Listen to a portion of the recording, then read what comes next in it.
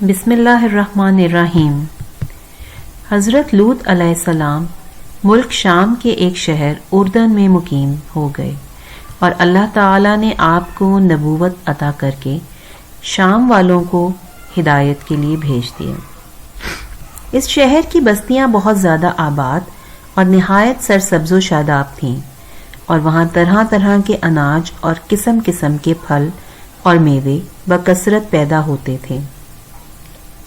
شہر کی خوشحالی کی وجہ سے اکثر لوگ مہمان بن کر ان آبادیوں میں آیا کرتے تھے اور شہر کے لوگوں کو ان کی مہمان نوازی کا بار اٹھانا پڑتا تھا۔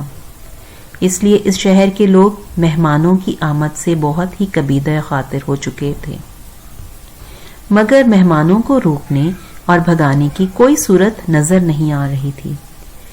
اس ماحول میں ابلیس لعین ایک بوڑھے کی صورت میں نمودار ہوا اور ان لوگوں سے کہنے لگا کہ اگر تم لوگ مہمانوں کی آمد سے نجات چاہتے ہو تو اس کی یہ تدبیر ہے کہ جب بھی کوئی مہمان تمہاری بستی میں آئے تو تم لوگ زبردستی اس کے ساتھ بدفعلی کرو۔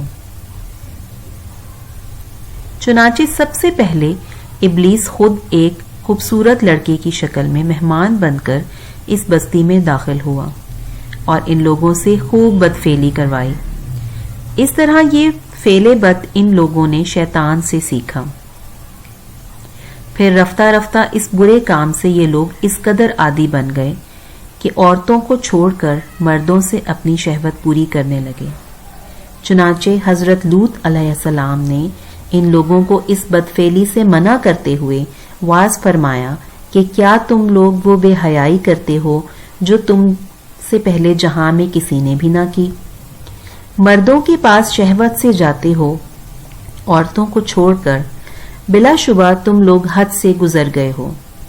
حضرت لوط علیہ السلام کے اس اصلاحی اور مصلحانہ واعظ کو سن کر ان کی قوم نے نہایت بے باکی اور انتہائی بے حیائی کے ساتھ کیا کہا، اس کو قرآن کی زبان سے سنیے۔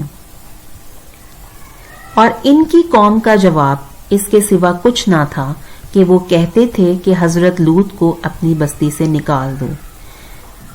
یہ لوگ تو پاکیزگی چاہتے ہیں۔ جب قوم لوط کی سرکشی اور بدفعلی قابل ہدایت نہ رہی تو اللہ تعالی کا عذاب آ گیا۔ چنانچہ حضرت جبرائیل علیہ السلام فرشتوں کو ہمراہ لے کر آسمان سے اتر پڑے۔ پھر فرشتے مہمان بن کر حضرت لوط علیہ السلام کے پاس پہنچے اور یہ سب فرشتے بہت ہی حسین اور خوبصورت لڑکوں کی شکل میں تھے۔ ان مہمانوں کے حسن و جمال کو دیکھ کر اور قوم کی بدکاری کا خیال کرتے ہوئے حضرت لوط علیہ السلام بہت فکر مند ہو گئے۔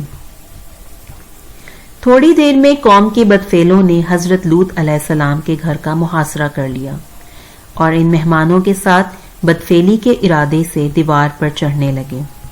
حضرت لوط علیہ السلام نے نہایت دل سوزی کے ساتھ ان لوگوں کو سمجھانا چاہا اور اس برے کام سے منع کرنا شروع کر دیا، مگر یہ بدفعل اور سرکش قوم اپنی بیہودہ جواب اور برے اقدام سے باز نہ آئی، تو آپ اپنی تنہائی اور مہمانوں کے سامنے رسوائی سے تنگ دل ہو کر غمگین اور رنجیدہ ہو گئے۔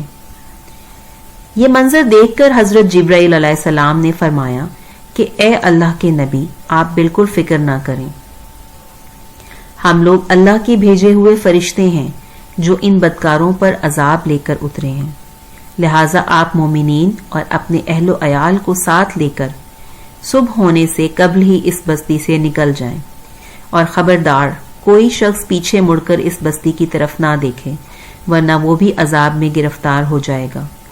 چنانچہ حضرت لوط علیہ السلام اپنے گھر والوں اور مومنین کو لے کر بستی سے باہر نکل گئے۔ پھر حضرت جبرائیل علیہ السلام اس شہر کی 5 بستیوں کو اپنے پروں پر اٹھا کر آسمان کی طرف بلند ہوئے اور کچھ اوپر جا کر ان بستیوں کو الٹ دیا اور یہ آبادیاں زمین پر گر کر چکنا چور ہو کر زمین پر بکھر گئیں۔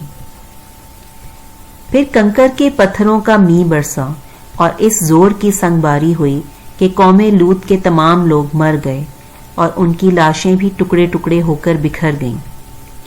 عین اس وقت جب یہ شہر الٹ پلٹ ہو رہا تھا، حضرت لوط علیہ السلام کی ایک بیوی جس کا نام وائلہ تھا، جو در حقیقت منافقہ تھی اور قوم کے بدکاروں سے محبت رکھتی تھی، اس نے پیچھے مڑ کر دیکھ لیا اور یہ کہا کہ ہائے رے میری قوم، یہ کہہ کر کھڑی ہو گئی۔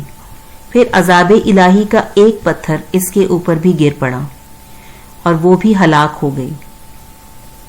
چنانچہ قرآن مجید میں حق تعالی کا ارشاد ہے کہ تو ہم نے حضرت لوط علیہ السلام اور ان کے گھر والوں کو نجات دی، بجز ان کی کہ ایک عورت کے کہ وہ رہ جانے والوں میں ہوئی، اور ہم نے ان پر ایک می برسایا، تو دیکھ لو کیسا انجام ہوا مجرموں کا۔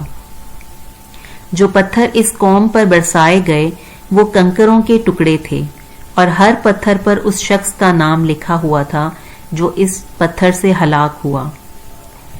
درس ہدایت، اس واقعے سے معلوم ہوا کہ لواطت کس قدر شدید ہولناک گناہ کبیرہ ہے کہ اس جرم میں قوم لوط کی بستی الٹ پلٹ کر دی گئی اور مجرمین پتھراؤ کے بعد دنیا سے نیست و نابود ہو گئے۔ منقول ہے کہ حضرت سلیمان علیہ السلام نے ایک مرتبہ ابلیس سے پوچھا کہ اللہ تعالیٰ کو سب سے بڑھ کر کون سا گناہ ناپسند ہے؟ تو ابلیس نے کہا کہ سب سے زیادہ اللہ تعالیٰ کو یہ گناہ ناپسند ہے کہ مرد مرد سے بدفعلی کرے اور عورت عورت سے اپنی خواہش پوری کرے۔